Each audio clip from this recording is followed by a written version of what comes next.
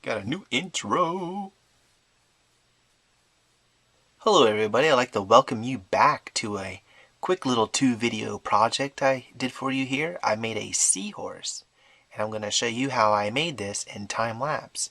In this video, I'm going to be constructing the seahorse that you see here, and in the second video, I'll be painting this with pastels. It'll be the first time I've done that, so for those of you tuning in for the first time, Polymer Clay is a oven-baked clay that stays soft forever until you bake it, and once you bake it, it stays hard forever. So let's get started. I started off with a pack of Sculpey Primo's Sunshine, and I pretty much used the whole pack because this is solid clay. And what I'm doing here is I'm just kind of warming it up in my hands and getting it conditioned, mixing it up pretty much, and I form it into a perfect round ball.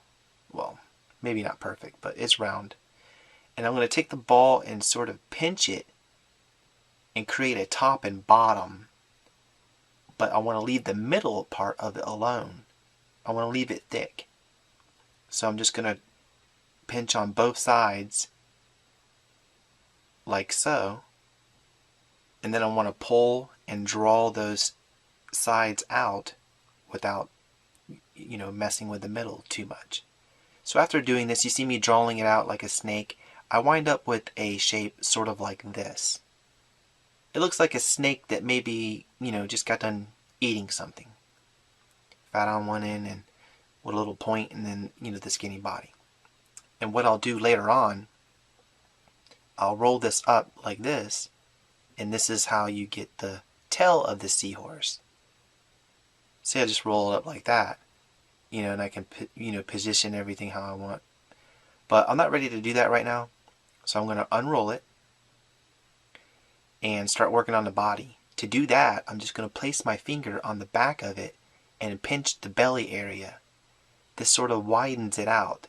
I'm leaving the back side high and kind of tapering it down flatter towards the front.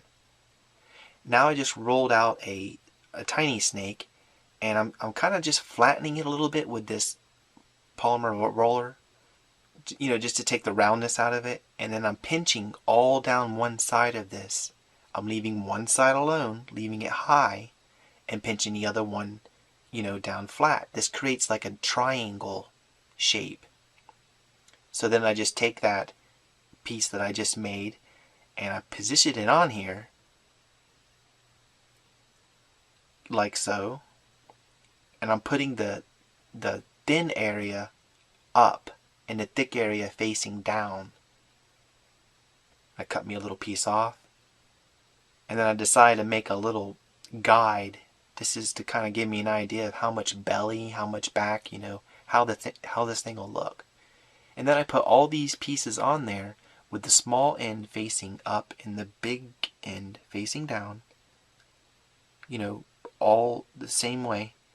And for the second little row, all I'm doing is flatten the end off with my fingers and laying them on there, overlapping what I just put.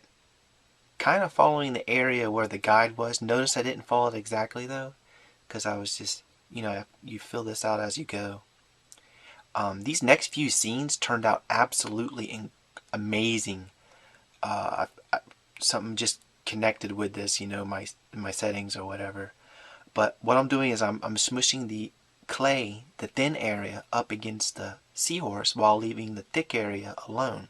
And if you notice, those ones I put on that are overlapping, I put them on upside down. So I actually changed the shape of them with my tool. No, your device didn't freeze. I paused the video. I just wanted to show you what I did. I had about 3 minutes of film that was completely out of focus. And all I did was put tiny snakes here, and I put marks right here. You're not missing much. I just want to show you what was going on. You can see me here finishing off those marks. I'm just making them continue all the way around the round part of the tail on both sides, continuing them on. And then for the little tiny snakes, this might look like it would be difficult, but it's easier than it looks. I'm just smushing those snakes one side like down and leaving the other side alone, and then dragging it over, and it kind of transitions really well, you know, beside those larger pieces that I used. And then when I get down to the actual lines, the marks I just made, I'm just pushing those in at that mark and leaving one side high and the other side low. I believe doing these 3 different little techniques created a really good transition, you know, throughout the whole body. And you can see me cleaning up the other side because I had missed it pretty bad there. So now it's time to roll the tail back up. Got the tail all rolled up. And now I'm going to do 3 little like custom pieces for the neck. I'm just shaping them by hand in this similar style as everything else. You know, the top side skinny and the bottom side thicker, keeping to that, you know, formula. And now I'm making the head. I just rolled up a ball and I'm drawing out one end, kind of like I did the body, but only one end. And I take my tool here and I'm just etching on, you know, the marks for a mouth. It doesn't have to be very detailed or not. And now I'm holding it on here, trying to get an idea how this is going to go on here. You know, I'm thinking. So what I wound up doing is, first I cut a flat area off the back side. This is so I can stick it to my marble and work on it and make it look even more like a seahorse head. But I got it back up there, and I'm you know, still thinking how is it going to go on there. I wind up recessing the back. I'll show you later. But now I got it stuck to my marble here, and I'm just adding on little pieces of clay here and there, wherever I can, to try to make it look more like a seahorsey head. I even cut off 2 little angles there to make it look a lot more seahorsey. But you saw how I recessed the back. I dug it out to where it can fit on top of that neck area. And even after I got it on there, I still added a jaw. You know, I made the jaw a little wider and more powerful looking. Okay, now I'm going to make the wing, the fin, the little thing he flies around under the sea with. So to do that, I just took a little piece of clay and I shaped it by hand into kind of like a tombstone.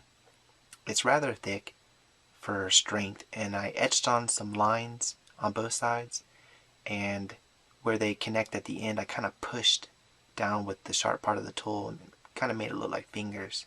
To attach it, I'm putting on a little ball of clay. This is to help kick it off, you know, to kick it out to where it's not laying flat with the body, which I suppose it could be like that. I just wanted it to come off a little bit instead of being right on there, to give it like a 3D effect. And yeah, my bald head's getting in the way. That happens sometimes. Well, this is the bottom side of it. I'm just attaching everything, you know, working where there's no lines, you know, just working it together. And that's pretty much it for the wing. Or the fin, whatever that thing is that they use. There it is, one of them. Okay, for this next part, I'm going to be making the eye. To do this, I'm just using this dotting tool, and I'm going to kind of waller out an area for big enough to put half of this white ball of clay. This is Polymer Clay Primo White, and it's not baked, it's still soft. And then I'm going to put the pupil on after I pick it up after dropping it. And I put it on there, and it wound up landing exactly. I mean, I'm cool with that, where it landed, so I didn't have to do much to it. And unlike the eye video that I've done, I'm doing this a little bit different. I'm just going to wrap it all the way around with this little tiny yellow snake. Once I get it on there, I can tool the edges of it back to the body while leaving the edge that's by the eyeball, of course, alone. So this is what I got. This is the little seahorse. Or at least 95% seahorse. I'm pretty sure it looks pretty much like, or it could be a unicorn. Anyhow, this is pretty much it for this video. In the next video, I'll show you how I did all the coloring. I'm using pastels for the first time. Pretty excited to get a chance to try those. Looking forward to see you there. In the meantime, I really appreciate you taking the time to watch this video. Don't forget to give it a like. It would mean a lot. And until then, I will see you here again soon. Thank you so much for watching.